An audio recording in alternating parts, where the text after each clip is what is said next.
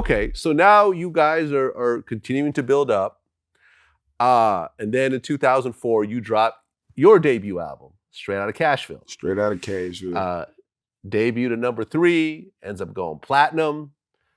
Shorty Wanna Ride was a big song. Let Me In Yep. was a big song. Game actually shows up on your album on the song Stomp. Yep. Yeah. So now you have your own big project that you're starting to push. Correct. But in the midst of you promoting this project, the Vibe Awards happens. Correct. Okay. Yeah. You know, that was a real awkward moment from the moment that I stepped foot in that building. I didn't know it would come out to be what it was, but I knew something was going to happen, just to be honest with you. And it was one of those tense situations where, by that time we had a lot of different problems with different individuals, different crews. 50 and us, we wasn't definitely in the space that you see him and Fat Joe in now. It was beef with those guys. Of course, Murder Inc., the beef was there with those guys. And it was just, all these tense different beefs with every fucking body. So at that award show, was one of the first award shows where we were gonna be present with some of these guys that we kind of quote unquote had problems with.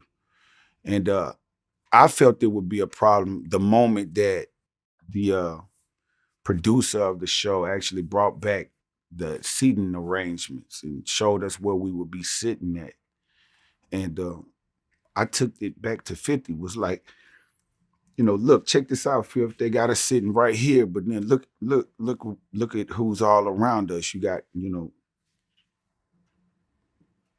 Fat Joe and his crew here, and Irv Gotti here, and Irv Gotti's other brother on it. It was like it was almost a circle formed around us, of all individuals that we had problems with, So once 50 became aware of it, he kind of put us in a position or put us in the mind frame of, y'all be on y'all shit in here. And when you do somebody like that within myself and a few of the guys at that time, shit, we did exactly what we needed to do to make sure we were gonna be all right coming in and out of that situation. And then, of course, we had Eminem with us and Dr. Dre there, and you got Suge sitting here, and things like that. So, I knew to make sure that we was together. All of us was together in regards if anything does pop off. And it did. I remember walking into that award show, and like I tell you from the beginning of this interview, me and Suge always had a solid bond, a solid respect for each other. And even though my career ended up blossoming through G-Unit, which made me affiliated, of course, with Dr. Dre and M as well, I knew he had these personal issues or issues that he had with Dre that made me pretty much a part of that if he chose to make it that. But when we walked into that award show, I'll never forget seeing Petey Pablo and Suge was two of the first guys that we seen. And soon as Suge seen me, I'm walking with Dre, I'm walking with M, I'm walking with 50. And we're walking right past Suge, and Suge hollers, "Buck, what up? Come here." And, like I say, this is exactly what I did. I fucked with him. So I went and hollered at him, and me and Petey Pablo had a record where I was even featured on one of Petey's records as well. So I went to holler at him. And, Suge wasn't on no negative.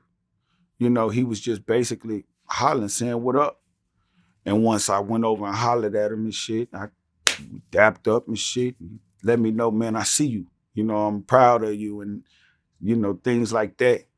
And I kept it moving and went on to our section. And I never forget, 50 was like, "What'd he say to you?" I said, "Nothing, bro." He was just like, "What up?" and shit, proud of me and shit, things like that. 50 was like, all right. But, you know, once we sit down at that table at that award show, man, I felt so fucking uncomfortable. Like I said, being surrounded by all of these different beefs. It got to a point where I said, you know what? I can't even focus on trying to watch this award show. Let me just turn my fucking chair sideways. So I turned my chair around and was basically, you know, looking at the guys hands on like, you know, what's this gonna be type of situation, because I was expecting something, you know, and around that time was when me and Banks were supposed to present the next award, I think a Lifetime Achievement Award to Snoop Dogg type of thing. And we were called to the back of the stage to be able to come out after Snoop walked off the stage, if I ain't mistaken. We were supposed to come out and present and say our piece. And being in the back of the stage, you know, you have to look at the teleprompter and know and you wait on your cue to walk out. And at that time, man, that I just seen a whole brawl come about on the teleprompter, and then it just went kind of black. So I immediately told Banks, you know, come on, bro, let's get up here to the front. You know what I mean? And when I walked out onto the stage, the first thing I seen was Dre, man. You know what I'm saying? I wasn't even aware of whatever punch or the guy, whoever walked up and hit Dre or however it went. I just seen Dre doing this shit. You know what I mean? Going for what he could. You know what I mean? At the time, but I just seen him getting down. You know what I mean? With a motherfucker, and I'm looking for 50. You know, I'm trying to find 50 more than anything. Like, big bro, there's so much commotion, bro, that I just said, you know what? Fuck this shit. You know what I mean? Let me get out here and get off the stage and get to it with the gang, because that's how shit go. And in the midst, you know what I'm saying? I seen a motherfucker having Dre kind of in a fucked up position, like where Dre was handling this shit, but it's only so much you can do with a motherfucker, you know what I'm saying, that's your same size or bigger. And it's 2, 3 of these motherfuckers. So I was shit, man, went and done anything that I had to do, you know? And like I say, after whatever went on, man, I had a fork in my hand, you know? And I just had. Okay. Well, from I know people that were part of that event. For sure. Suge wasn't invited to the Vibe Awards. He just kind of pushed his way past security. Oh yeah, and came in. I never know that. That's what I heard. And with Suge was Jimmy James Johnson, who has some, and I've talked to Jimmy actually about the situation. Yeah. And he apparently had some sort of issues with Dre already. He approached Dre, asked for an autograph. When Dre said, I guess, declined, he ended up punching Dre in the back of the head. And then the whole brawl kind of ensued. Tables started getting thrown and chairs and everything else like that. And you allegedly stabbed the guy in the chest with a knife. Allegedly. Yeah. I just know, man, I had a fork in my hand, bro. I picked up a fork, you know what I'm saying? And I was just holding the fork, bro, and I threw the fork down, bro. And out of nowhere, you know what I'm saying, you know, by the time we was leaving the award show, they was saying, yo, you know what I'm saying? Y'all killed somebody out here. And I'm like, y'all killed somebody? What are y'all talking about?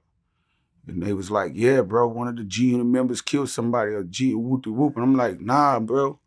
With me, I had a fork. You know what I'm saying? But shit, man, I went back to 50 and told 50, you know what I'm saying? I needed to get up out of town real quick, you know what I'm saying? Because I had that fork, and it was one of them things where, you know, I just felt like, let me get my ass on up out of here. But by the time I had landed from flying out that same night, I was getting a call, you know what I'm saying that I was wanted for attempted murder, you know what I'm saying, in that situation. And I had already made it back to Nashville, you know what I'm saying? And I'm thinking like, damn, bro, like, it ain't been 24 hours and I'm charged with this. How these people come up with this or what or whatnot when I had a fork, you know what I'm saying? I just kept telling them, man, it wasn't me. I had a fork, you know, type of thing. And as the trial and that whole case went on, you know what I mean? They end up sending a forensics audit, a forensics team inside of that venue. And I ain't gonna lie, man, LAPD, some bad motherfuckers. They found that fork that I claimed and was saying that I had, I threw that motherfucker down. And they found it with my fingerprints on it. So with that, you know, it was kind of hard for them to basically convict me, especially with no weapon and whatever was getting used and all of that. It was more or less everybody saying I done this because they seen me lunging at the guy, but they didn't see me do anything, you know, or have any kind of weapon that kind of coexisted with the whole thing about me stabbing the guy. So I was able to get that charge dropped from an attempted murder to a simple assault. Right. You pled no contest to assault with a chance to produce bodily injury. There you go. And that was a felony? Yeah, I think after I was only given like 3 years of probation, unsupervised, okay. And after those 3 years, I was supposed to have it expunged, but that kind of played a part of what sent me to prison because, you know, and we'll talk about we'll that. We'll get to that too as well. Yeah. Okay, but I remember, and I can't find the picture, but correct me if I'm wrong. At one point, I saw a picture of you in a T-shirt, and on the shirt was a hand holding a knife, and it said, "Don't make me do it." Yeah, that was me playing off of the energy of what the fuck had just happened, bro. It was like, y'all want to say I done it, so don't make me do it for real. You know what I'm saying? For one of you motherfuckers, because you know, I had that right when I was actually fighting the case. I actually put that shirt on right before I went to court for the first time. Wait, you showed up in court with that shirt? Not at all. But I actually wore the shirt probably the day before I had court. You know, my whole thing was, I mean, I had a fork, bro. You know, and if y'all gonna convict me of this knife, of stabbing this guy, you know, you're gonna have to prove it. And that's what it was. I actually found a picture of the shirt. Oh yeah, it's pretty crazy. I actually found it. How did I not know that? It was a serrated knife at that. Like,